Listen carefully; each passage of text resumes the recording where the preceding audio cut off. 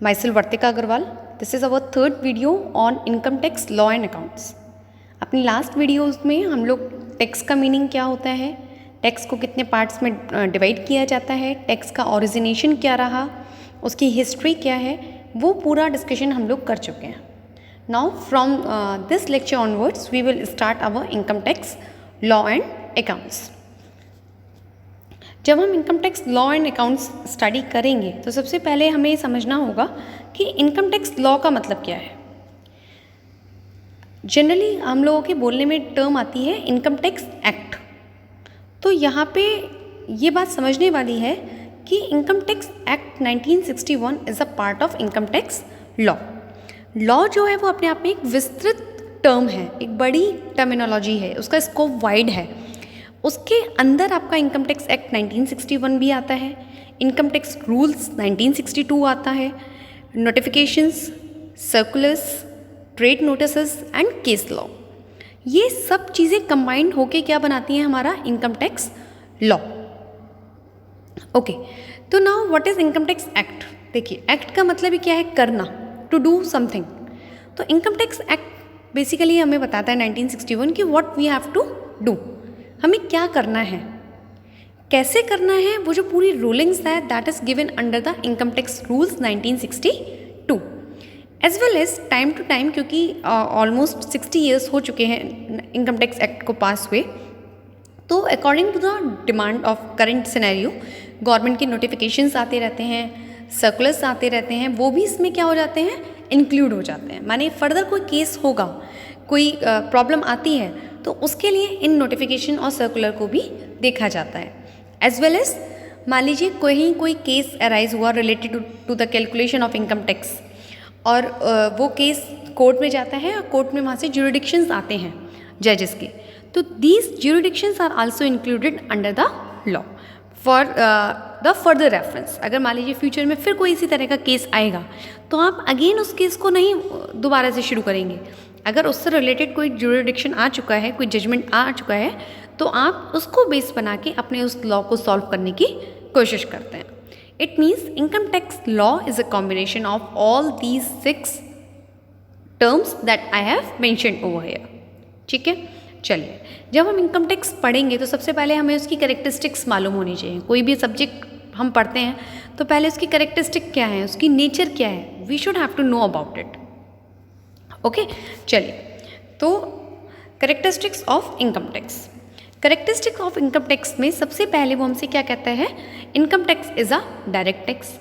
तो I thought कि हम लोग ऑलरेडी इस पर डिस्कशन कर चुके हैं कि इनकम टैक्स कैसा टैक्स होता है, डायरेक्ट टैक्स होता है. भाई टैक्सेस को हमने कितने पार्ट में डिवाइड किया था, डायरेक्ट एंड इनडायरेक्ट. और डायरेक्ट के अंदर आपका जो टाइप था वो कौन सा था, इनकम टैक्स. क्यों? क्योंकि इनकम टैक्स किस पे चार्ज होता है, directly on the income of a person on whom it is levied or charged. Secondly, income tax कैसा टैक्स है, central tax, because it is collected by the central government. देखिए, taxes आपके जो collect होते हैं वो 3 लेवल्स पे होते हैं. लोकल अथॉरिटी भी कलेक्ट करती है, जैसे आपके वाटर टैक्सेस वगैरह हो गए, हाउस टैक्स हो गया.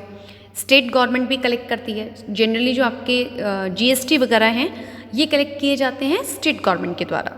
और जो आपका इनकम टैक्स है वो किसके द्वारा कलेक्ट किया जाता है, that is by the central government. That's why we called it as a central tax. Next है tax is calculated on the total income. तो जब मैं बात करती हूँ कि tax is calculated on the total income का मतलब है कि देखिए, आपके बहुत इनकम अर्न करने के बहुत सारे सोर्सेस हो सकते हैं. लाइक दैट कि आप कहीं पे जॉब करते हो तो वहाँ से आपको सैलरी मिल जाएगी. आप कहीं पे हो सकता है आपके पास कोई घर पड़ा है, आप उसको किराए पे उठा देते हैं तो वहाँ से आपको क्या मिल जाएगा, रेंट मिल जाएगा. आपने किसी कंपनी के शेयर खरीदे हुए थे, उन शेयर्स को सेल कर दिया तो सेल करने से आपको क्या जनरेट हो जाएगा, कैपिटल गेन जनरेट हो जाएगा. It means there can be multiple sources. तो ऐसा नहीं है कि हर हेड की या हर सोर्स पे अलग अलग टैक्स लगता है. इनकम टैक्स क्या कहता है कि आपको एक साल में विद इन अ ईयर जहाँ से जितनी इनकम होती है आप उसको क्या कर लीजिए, ऐड कर लीजिए. आगे चल के हम डिस्कशन करेंगे कि जो हमारी टोटल इनकम है वो कितने पार्ट्स में बाइफरकेट की जाती है, that is bifurcated under the 5 heads. मैं उसका डिस्कशन करूँगी अपने नेक्स्ट लेक्चर्स में. तो हम क्या करते हैं कि हमारी टोटल इनकम को हम सबसे पहले कैलकुलेट करते हैं और उस टोटल इनकम पे क्या चार्ज किया जाता है, उस टोटल इनकम पे टैक्स कैलकुलेट किया जाता है. That's why it is a nature, it is a characteristic of income tax that tax is calculated on the total income. Next आगे चलते हैं, प्रोग्रेसिव टैक्स रेट. देखिए लास्ट टाइम भी हमारा डिस्कशन आया था कि टैक्सेस बेसिकली जो इनकम टैक्स है उसका जो ऑब्जेक्टिव है that is to remove the inequality among the different section of the society on the basis of their income. माने जो कैपिटलाइजेशन है उसको रिमूव करना, जितनी जिसकी ज़्यादा इनकम होती है उतना उस पर ज़्यादा टैक्स चार्ज किया जाता है. कैसे कि अगर मान लीजिए जो हमारा करेंट टैक्स स्लैब है वो कहता है कि अगर आपकी इनकम 2.5 लाख है एक साल की, एक ईयर की, तो you don't have to need to pay any of the taxes. माने आपको कोई टैक्स नहीं देना, आपकी पूरी की पूरी इनकम कैसी है, एग्जेम्प्ट है. सेकेंडली फिर वो कहते हैं कि अगर आपकी इनकम 2.5 लाख से लेके 5 लाख के बीच में लाई करती है तो आपको टैक्सेस कितने रेट पे देने हैं, 5%. अगर आपकी इनकम 5 लाख से 10 लाख के बीच में लाई करती है तो आपको टैक्सेस कितने पे देने हैं, 20%. और 10 लाख से भी अगर आपकी इनकम एक्सीड कर जाती है तो आपके ऊपर जो टैक्स लगेगा उसका जो रेट है दैट इज़ 30%. कहने का मतलब जो टैक्स रेट का आपका स्लैब है, ये टैक्स चार्ज करने का आपका तरीका है वो कैसा है, प्रोग्रेसिव है. उसके बाद नेक्स्ट वो कहता है सरचार्ज. इवन ऐसा ही नहीं कि जैसे जैसे आपकी इनकम इंक्रीज़ होती है आपके ऊपर टैक्स का रेट बढ़ता है. इवन एक लेवल ऐसा भी आता है जब आपकी टैक्स पे टैक्स लगता है. अगर आपकी इनकम मान लीजिए 50 लाख को क्रॉस कर जाए या आपकी इनकम 1 करोड़ को एक्सीड कर जाए तो वहाँ पे 10% और 15% के हिसाब से सरचार्ज भी चार्ज होता है, माने टैक्स पे टैक्स. अगेन ऑब्जेक्टिव सेम है कि जो डिसइक्वलिटी है उसको रिमूव करना. ओके नेक्स्ट वो कहता है हेल्थ एंड एजुकेशन सेस. हमारी इकोनॉमी की जो बेसिक नीड है उसमें हेल्थ और एजुकेशन कंसीडर किया जाता है. तो ये एक एक्स्ट्रा चार्ज है जो गवर्नमेंट हर इनकम टैक्स पेयर पे चार्ज करती है. अपार्ट फ्रॉम दैट कि आप कौन से स्लैब में आते हैं, इसका रेट फिक्स है कि आपको 4% के हिसाब से एजुकेशन एंड हेल्थ सेस पे करना होता है.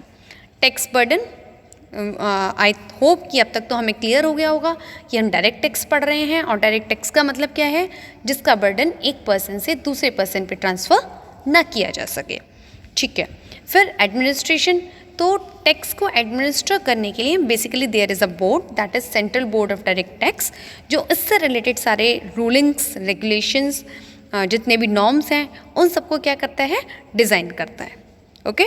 And last is allocation of the amount of income tax. मैंने अभी आपको बताया कि इनकम टैक्स किसके द्वारा लेविट किया जाता है, सेंट्रल गवर्नमेंट के द्वारा.